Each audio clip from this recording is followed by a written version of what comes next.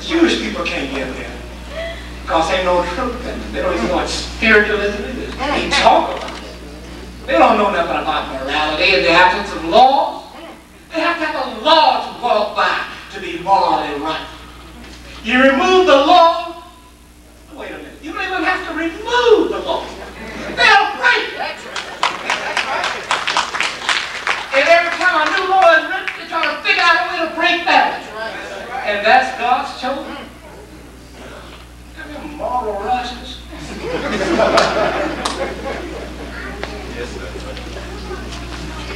Yeah, they got the power to close down a meeting.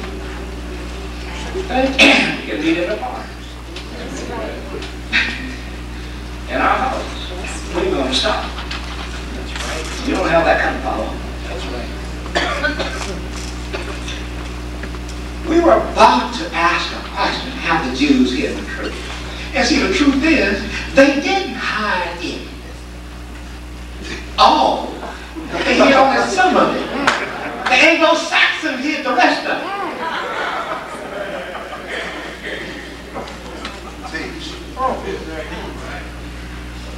Now, I wasn't going to say that they hid it at all. I would say, well, you know, the Anglo-Saxons did it. But you mess with our ministers. I've got to come in here. That's right. Have the Jews hidden the truth? And what is the basis of white world unity, or white world rule? What is the basis on which the white man ruled the world? Has he hidden the truth? Can religion, are you with me?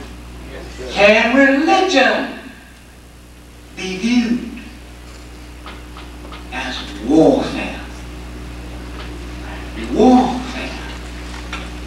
Can religion be viewed as warfare? Now what we're talking about is like physical war, gun, tank, bomb, gas. That's warfare.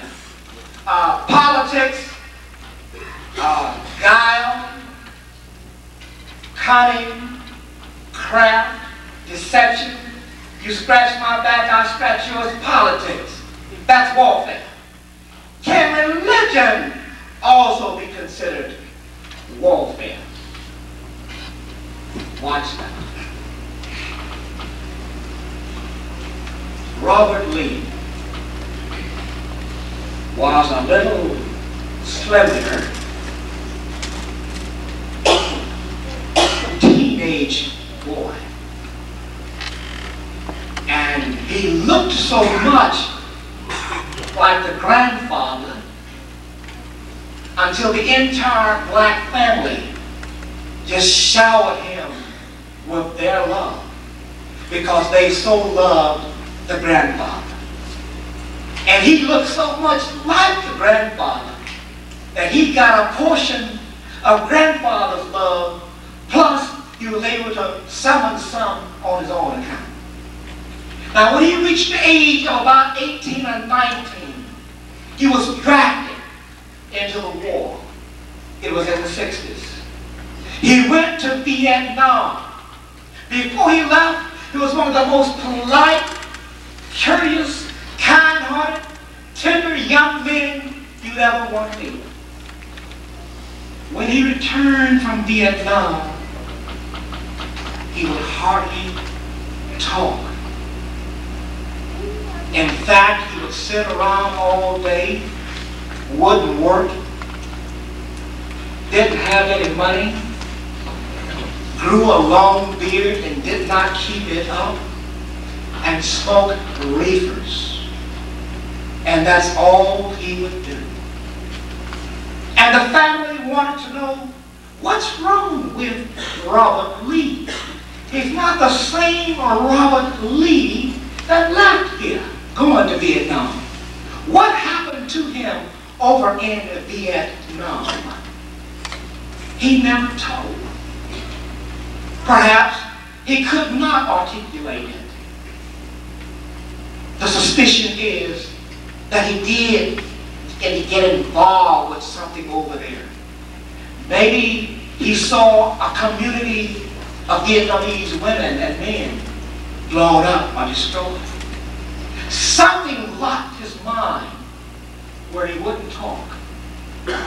Something had a hold of his spirit where he wouldn't take a bath and clean himself up. He only lived to smoke marijuana. His mind was messed up in that war.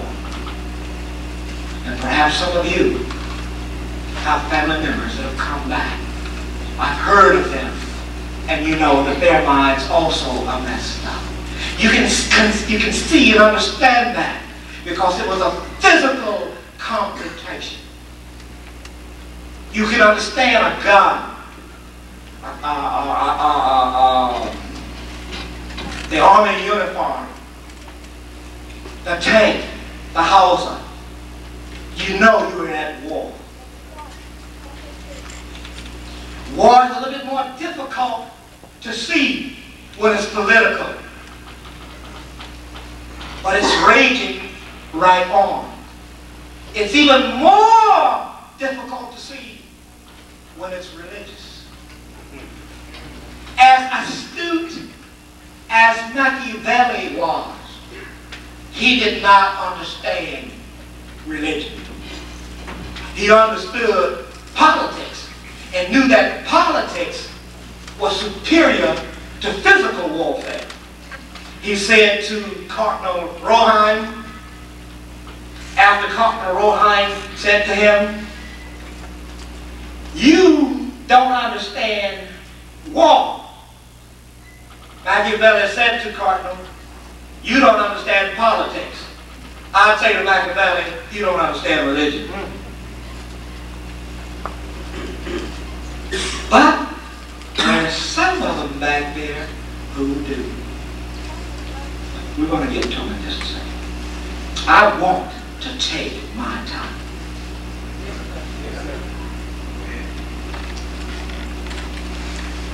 I feel pretty comfortable too, being with you. In 1972, a young man from the lost found nation of Islam was entered into prison for a crime he had been convicted of or allegedly done.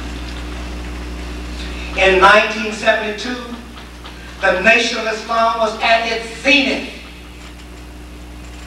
It was beautiful, it was up, and we thought it would be here forever, as long as the Honorable Elijah Muhammad stood there.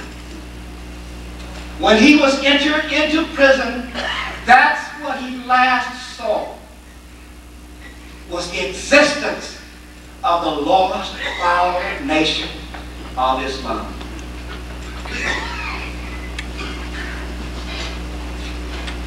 Because of the nature of his crime, he had to serve something a little bit greater than 11 years.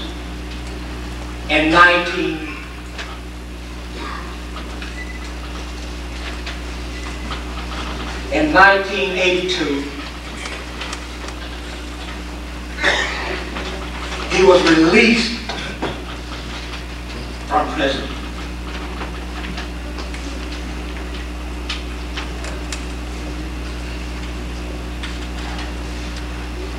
And when he was released from prison in 1982, the lost found nation of Islam lay in shambles.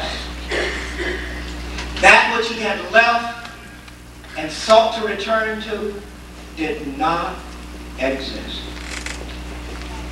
He did not know how to re-enter the world. For prior to going into prison, he had already left the white world. He had already accepted Islam and had become a Muslim. And we had an entire community, as you well know. Grew our own food, cut up our own meat, drove our own tractors, had our own farms, imported our own fish. When we said nation, don't mistake that. We mean nation as in the United States.